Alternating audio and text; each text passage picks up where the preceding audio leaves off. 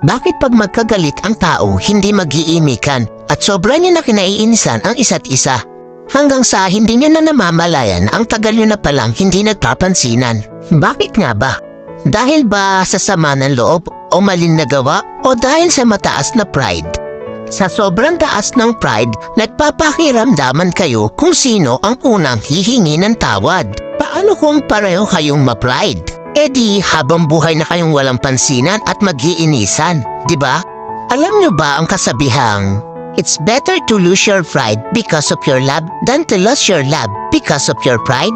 Hindi naman masama kung itapon mo muna ang pride mo para sa taong mahalaga sa'yo. Kaysa naman itapon mo yung pinagsamahan nyo ng dahil lang sa pride mo. Wala namang masama o mawawala kung ikaw ang unang lalapit o iimik. Ika nga, ang nagmamataas ang siyang ibinababa at ang nagpapakumbaba ang siyang itinataas.